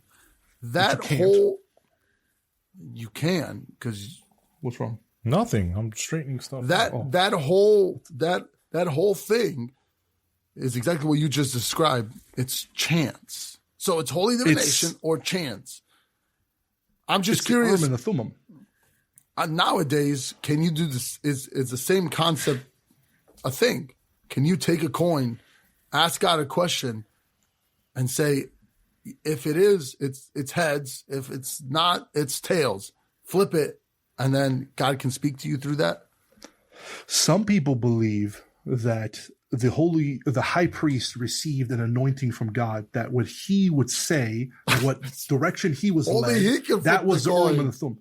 Well, it was that he had that anointing at the time, but when he had that office. Listen. Now, as Christians, here's the thing. We have the Holy Spirit that in the John chapter 14 and chapter 16 tells us that the Holy Spirit, it reveals all things. It guides in all things. It illuminates. It convicts. It helps us. We don't need to cast lots because we have the Holy Spirit. We have God. Well, guess what the disciples do after Jesus died? Okay, listen. If we're going to talk about them casting lots to replace Judas, literally they casted lots. That's not wrong. Okay, you're not wrong there. They did do that, but there was a debate that wasn't really what they were supposed to do. Because eventually, I'm going to start flipping coins from now on. Here's what happens. Paul fulfills the role of the apostle more than I feel like Matthias did. I don't really know a lot. You know what I mean? He did more, and he didn't have to cast lots to fill an office that God chose in the first place. Paul had a whole different mission than the 12. Paul was a whole different mission. No, he did what the 12 did. They were apostolic leaders that spread the gospel throughout the ends of the earth. Every apostle had a different area that they went out to, and they all preached to Gentiles. Gently. I'm still gonna flip a coin. If you walk and you believe, I believe also, there's a part of me that believes like if you believe that way, that's how your faith works. But it's a true faith to God, and you go off of that. There's something that our parents used to do, right? They would go to the Bible and they would say, "Give me a verse, and help me to answer this question." And they would open and they would go to that verse, and they believe that with faith that God is interceding in that moment. The verse will speak to them in the way. Well, you would say, "Open the Bible." I said, "Give me a verse." And open a verse. They didn't tell me to close my eyes. No, not Did your mom tell you to close? Yeah, I don't remember. There was so many different ways. What? Close your eyes and point your finger, or what? Close your eyes, open the Bible, and point your finger. And then wherever Yeah, it my landed, parents never did that's that. where it is. My dad would just be like, give me a number. And then he would open the Bible. Well, everybody did it different, okay? I'm just saying. Maybe some parents threw the Bible at you, and however it landed on your face, that's where you would read. I don't know. Either way. I mean, look, just from personal experience, one of the biggest blessings I received in my life from God was based on a decision that I made. And it took like about 12 years for me to receive like a huge financial windfall. Was basically a short prayer I made. I was like, God, whoever calls me first, that's your will. And the phone calls was either this community college to call me to go whatever, or the military. And we know it wasn't like the military. Nathan's not a veteran. No, I was the community. Yeah, it was like the second I got off my knees, because I said that prayer, and I wasn't really a believer, like really, really a believer back then, but I believed I needed something. So I reached out to God, and the minute I got off my knees, the community college called me, which led to me years later getting a huge financial windfall right when I needed it. And like, I like to believe that because I went to God for that decision turned into a blessing that God gave me, but that's a whole thing. That's a story for another day. It's God works at the level of your faith, but he also grows your faith. And that's kind of the key that we kind of talked about a little bit earlier. Remember, from the manna feast ending, them having to survive off the land. Another fun fact about that I forgot to mention. Cool thing about the size of their camp is obviously they probably exhaust the game and the wild land provision. It also forced them to kind of continue to pillage and to conquer cities. It kind of was like a motivating factor for them to kind of like burn the boats moments. Yeah, if it's a burn the boat moments. Unfortunately for them, they had to kill every animal. They had to Jericho. In Jericho, they killed. Well, there's a lot of animals here, guy. Nope, kill them all. Kill them all. Well, and the quail were still a thing. I'm not really no. See, wow. If the manna finished, so did the quail. No. You see, quail they lay eggs. Okay, so there must have been a lot of eggs. Yeah, they're tiny. Why not have chickens? I mean, why do you have to kill all the animals? You can have chickens. Yes, that's exactly what Achan said. Why not take this little bit of silver and some wedge of gold? It's just nobody will miss it. Achan took stupid things. Achan took very valuable things. Listen, and that's if I was what we're talking about. I would be terrified to know that God is looking for me now. First of all, Achan had an entire night to repent. He knows that this happened and someone's in trouble, and he knows it's him. He watched Joshua go from tribe. Really good hiding spot like that. It wasn't good enough because Achan folds immediately. Joshua gets to Achan and says, "My son, I beg you, give glory to the Lord of Israel, make confession. Tell me what you have done. Do not hide. I did it." He said, "Indeed, I have sinned against the Lord God in Israel." You know what I mean? Do you think at that moment somebody's like, "Achan, man," and that's how he's a con man? I don't like it. That's good. I agree with you. Man. I also don't like it, but I see it, and I don't like it. That was good. They're not all hits. Like all of them were like, con man. But he didn't con anybody. He was a thief. He conned God. No, he didn't. God immediately tried caught to con God. Yeah. Con men get caught. Yeah, not if they're good. They always get caught. Have you seen Catch Me? Oh, he gets caught. They all get caught. Catch Me If You Can. Every one of them get caught. It wasn't a con. I know, but it was funny. Get it? It wasn't. What happens to a con? So Achan is caught, and he confesses to stealing 200 shekels of silver, a wedge of gold, and a beautiful Babylonian garment. Now, I used ChatGPT here. Beautiful Babylonian garment. And listen, clothes are like back in the day. That was it's very. He looked at. He's like, he's taking gold, and so he's like, Babylonian. Take the garment too. Yeah, Babylonian garment. Just making sure I didn't read. Take the garment too. Look how beautiful this is. It look beautiful on my shoulders. Well, it was worth like thousands. It was the same thing as like currency because they didn't use paper money. Well, let me just make fun of them. Okay, I'm sorry. I used ChatGPT to kind of get the modern day value, just to kind of understand how much. Why are you using AI when we're talking about AI? I wasn't gonna. How that's a good point. dare that's you? A very good point. I didn't want to actually Gemini. Or use Grok. What is Grok? That's Elon's version of AI. I'm never going to use that. I use that one. I stopped using ChatGPT because he's always... ChatGPT's wrong 50% of the time because I tested it. Grok's also wrong 50% of the time, but at least he's like, nah. I'm not right. You got me. Anyway, take this, do your own record. Like, go look up how much a shekel of silver is, and then figure out the conversion rate to today's Burger. Whatever. ChatGPT did it for me. A Babylonian garment was worth anywhere between $1,000 and $5,000. Just think of like a super nice suit.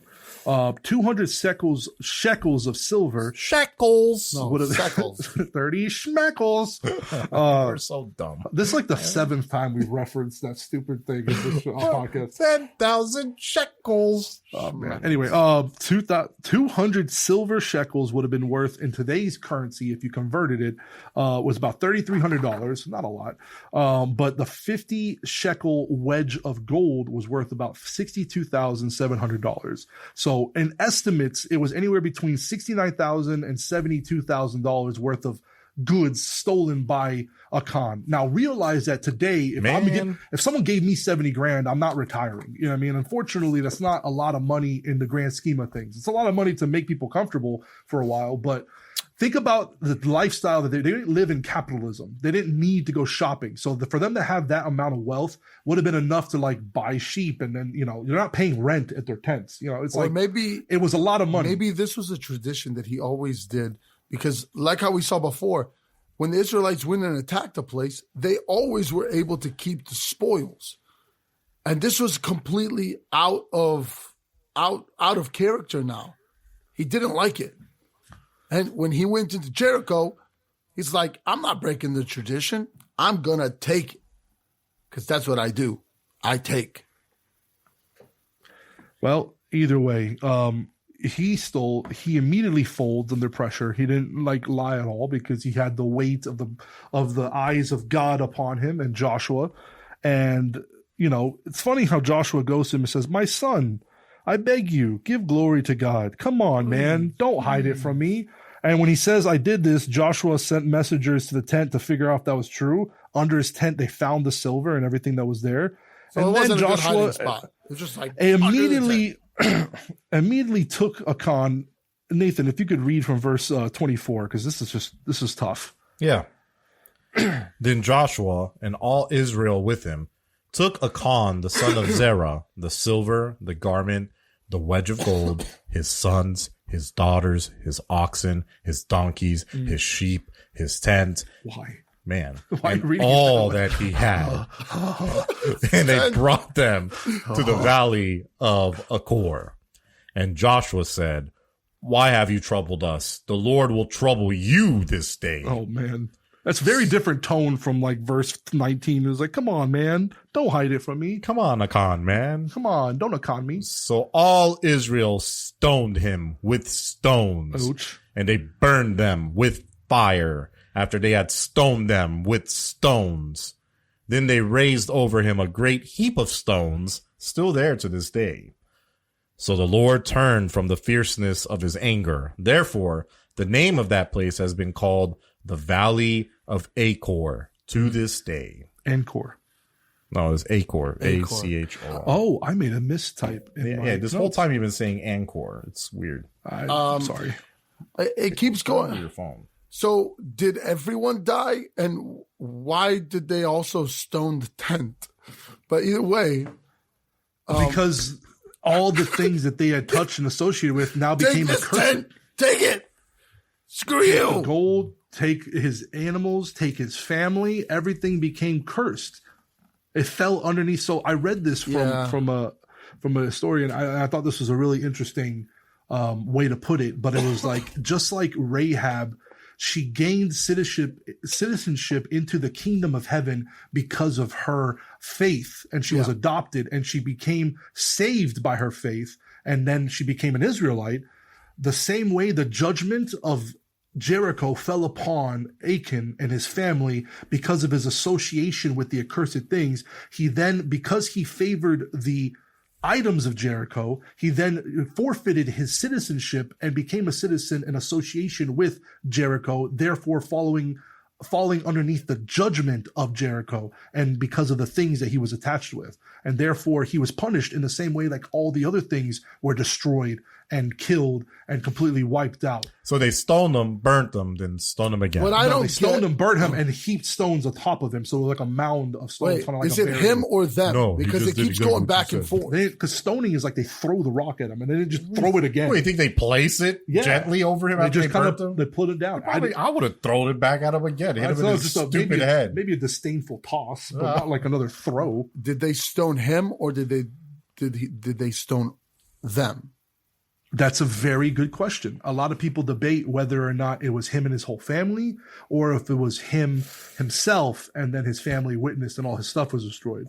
Some people say that it was just him because the way it says, and they stoned him and then they destroyed the stuff. Like if you read it specifically, it's like him and then that stuff. Yeah, but then it says that they stoned them with stones. But maybe they stoned all of them, but they killed him. In alignment with that same idea about Rahab and her salvation, remember that she and her whole household was saved because they were also with her and they benefited from her decision to have faith in God. That's the same way Achan and those, because this is the thing that sin does. Sin doesn't just affect you. Sin affects those around you. When you make a selfish decision and you do something wrong or you sin against God, especially like the Achan did, it caused the death of 36 individuals. It caused a massive blow to the confidence of the Israelites. It caused God to take away his favor over the entire encampment whenever, right before then, God was tearing down walls without them having to even lift a finger. Now they're getting beat by a minuscule little city area.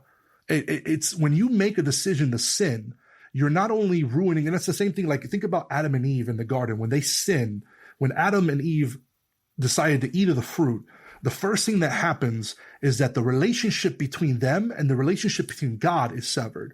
Because when God came down and saw them, he didn't say, he said, "Where are you?" And Adam immediately puts the blame on Eve, tarnishing his relationship and his love where he's supposed to lead and guide and cherish. He's like, the woman that you gave me made me eat. And Eve is like, oh, the snake. And it's like kind of like you see that sin immediately ruins and ties relationships.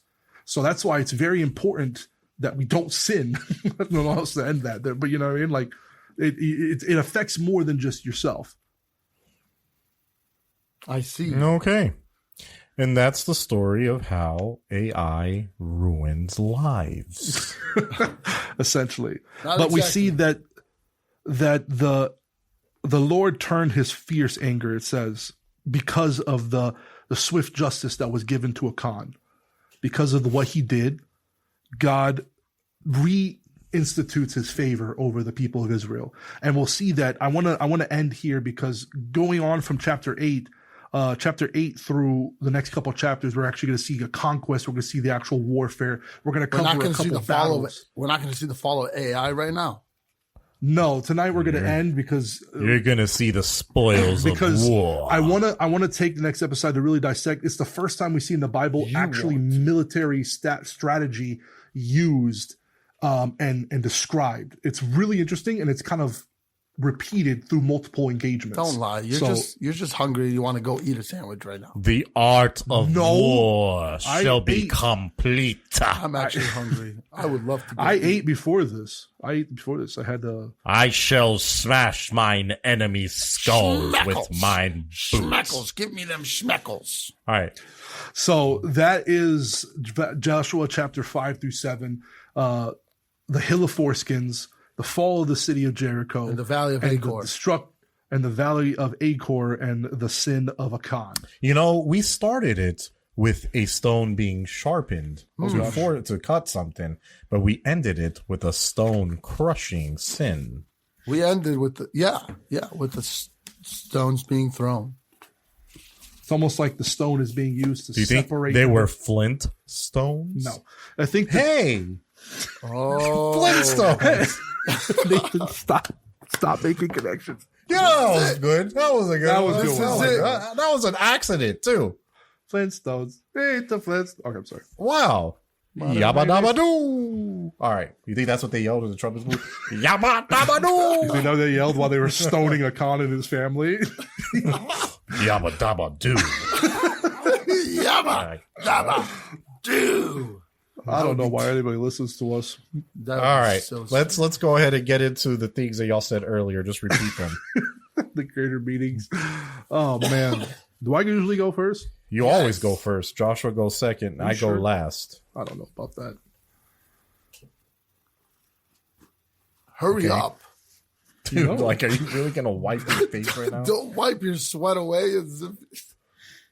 It gets hot down here because there's no circulation. I there. have a hoodie and a beanie on. It's not hot at all. The light in my face is hot. All right. I'm under pressure. Leave me alone. All right. Greater meaning time. Yeah. I got to reiterate what I said earlier. And it's that same idea of when you think about the story of the Battle of Jericho and you think about how God was there and he was guiding them every step of the way. And then it's not only guiding, but it's also like requiring more and more. It's also, there's this idea that, you know, God was violent and he was genocidal and that he was, you know, he was killing all these people. Why was such a violent, angry God in the Old Testament? But it's not so. We see that immediately God holds the same standards of his people that he does whenever he implements the judgment on the people of Canaan. We look back in Genesis, he says that the time had not yet come and the wickedness had not yet been fulfilled of the Canaanites. He gave them time to repent. He gave Achan time to repent. Achan at any moment could have come to Joshua over that night and said, I have sinned. I was the one that did it. But he allowed Joshua to go painstakingly. And I'm assuming it was a long process through tribe and family. There was a lot of them. It was thousands of them. A whole bunch of them. And it got down to a single man before he said anything. And just like with the Canaanites, the moment that the Israelites sin, they fail.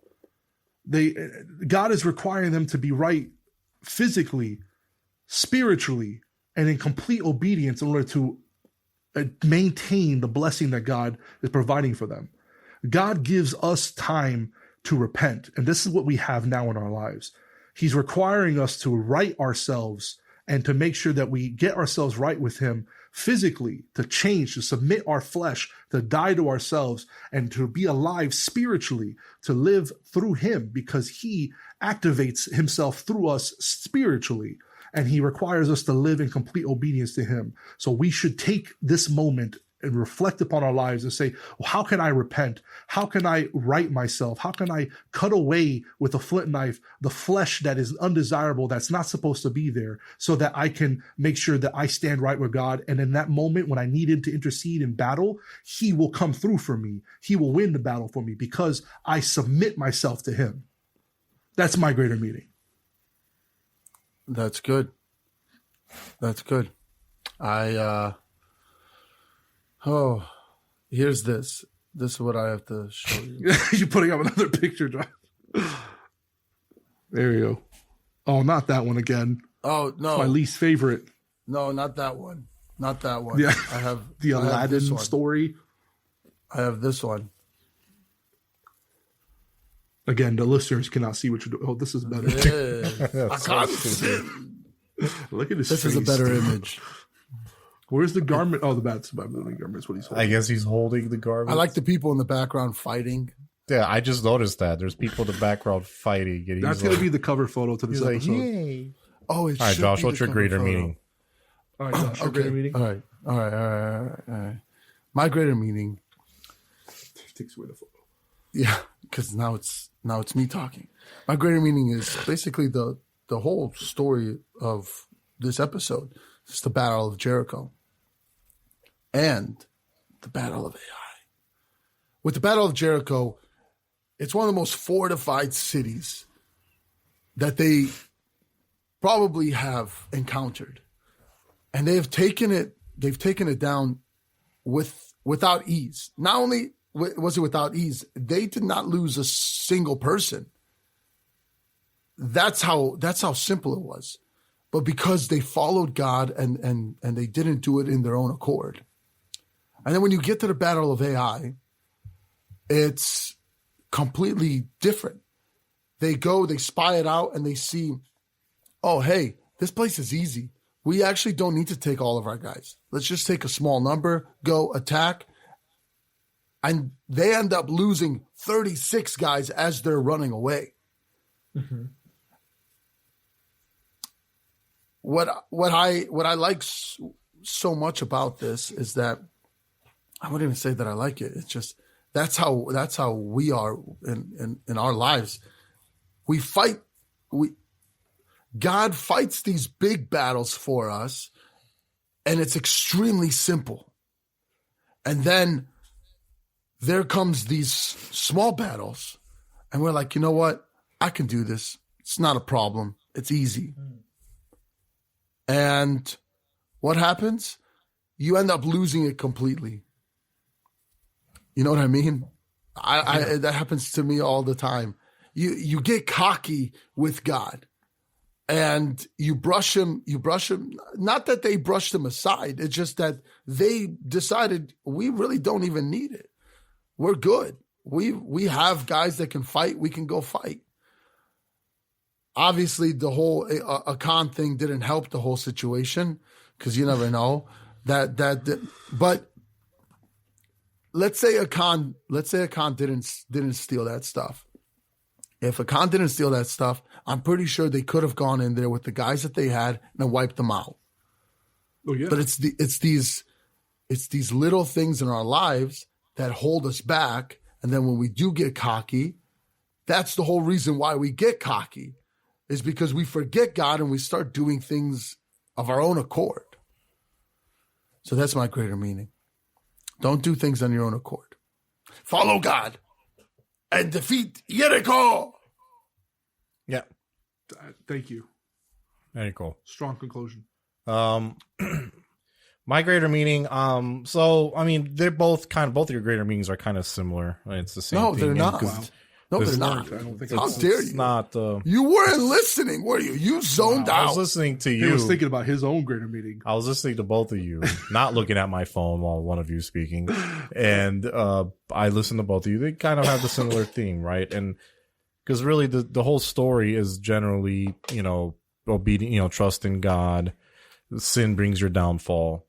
One thing that I just want to pull back on, and this is like my own personal experience.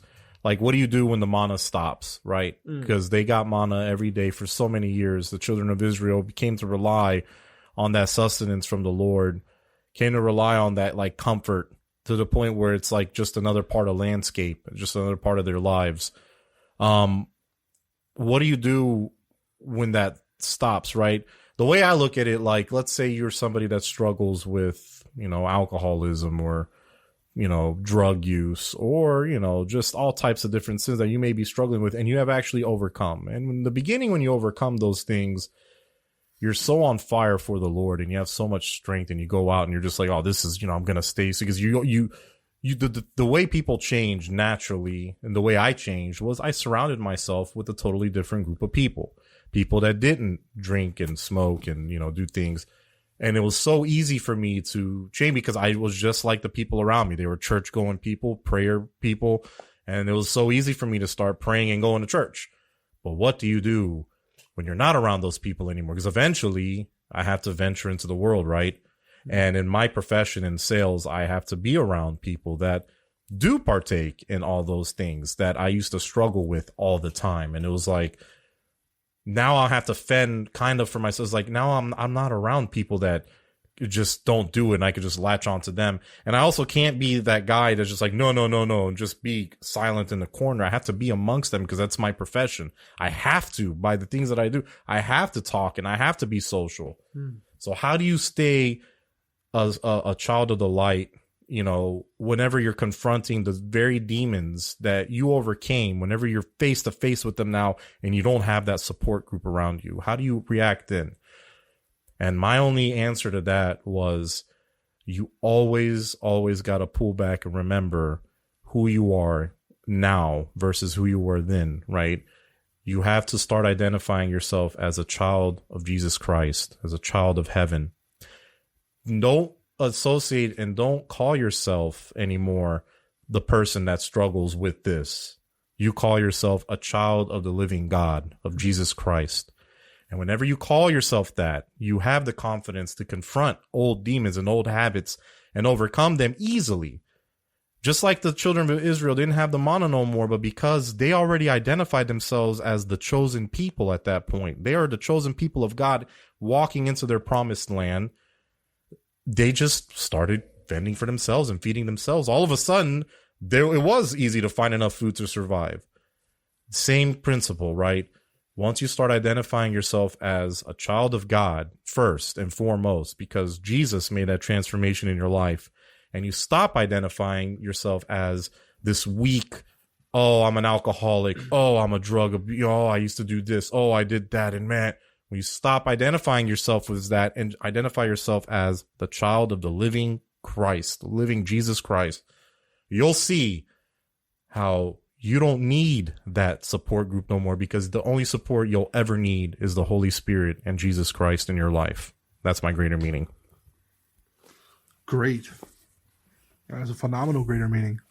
What's interesting is that, to kind of finish up what you said, when you accept Jesus into your life, you have the victory already. You are the same as the Israelites in the promised land. You have access to the blessing. You have access to the victory because it is already won. All you need to do is live in Christ and identify. That's beautiful. That was a really, really beautiful thought. I identify as a child of God. Me too.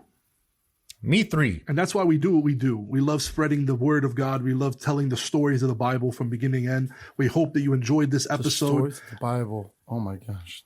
They are the best. They are the best. All the hidden parts that people don't talk about, there's so many details and beautiful moments within it. That's why I love doing this. I mean, the hill of circumcision. It's beautiful. The Promised Land, and it is.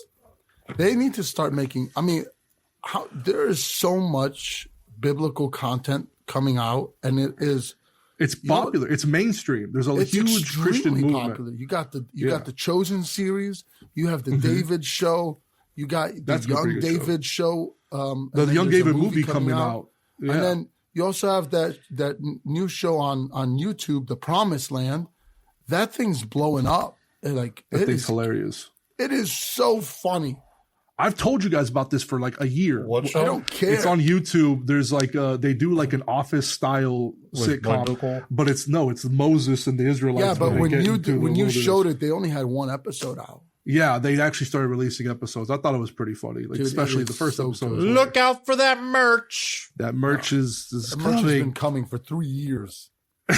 We haven't been doing this for 3 years. We have merch though. That's our secret. We actually have merch, stickers and hoodies and shirts. You just can't. I have so much merch. I don't even wear it. You can't get it unless you email us at greatermeaningpodcast@gmail.com. That's greatermeaningpodcast@gmail.com. And share a subscription with somebody. Listen, we'll not pay you, but we we'll have be very been getting thankful. your emails and the questions that we have been getting. We will be doing an episode regarding a lot of those questions. Yes, we will be going over. We're going to do another roundtable episode, and we're going to cover. And it's not going to be. It's going to be a straight table. So let's just call it straight table. We're going to be doing a greater meaning side episode. That's what we should call it. Straight table, round table with a side profile. Joshua said it best. Straight tables, round men. You're sitting on the edge. You're on the edge. I was before. You're on the edge. Glory. All right, guys. Have a wonderful rest of your whatever this is. Yeah, and join us next time for the continuation of Joshua Part 3. Don't get hit by a semi. Cover a couple amazing biblical battles and strategies. Get your military caps on because it's going to be a big one. All right. Have a good one. Bye-bye. Bye-bye. I got hit by a semi. Josh, we're not talking about that now. We just said goodbye. All right, guys. Bye. We're glad to have you here. God bless you, Josh. We're happy you didn't die in the accident. That was crazy. Somebody did pass away, I heard. Josh got hit by a semi. Josh legitimately got hit by a semi. We're dropping this after the credits. This is insane. Yeah, we should have seen. Why didn't you mention this in the beginning? I thought you were going to tell the story. I just remember. Stay tuned next week to hear the semi story. Because I have too many stories, and I decided to only share the donut story. So that was a story. Josh did give us a story this episode. One Josh story per episode. I was there for that one. Still, just Stop doing that. Go in the corner. I'm a grown man and I have 4 kids. No. Like, I'm in the lobby. Joshua was like, oh, I'm sorry. I didn't know that even if I eat out here, it's bad. And the guy's like, just go over there in the corner. I felt like I was sinning. That's my problem. You desecrate the house of God. See, Seriously. I knew. I was eating the Altoids, the strawberry ones. Just popping. Well, everybody has little bonbonne. All right, everybody, goodbye. Bye again.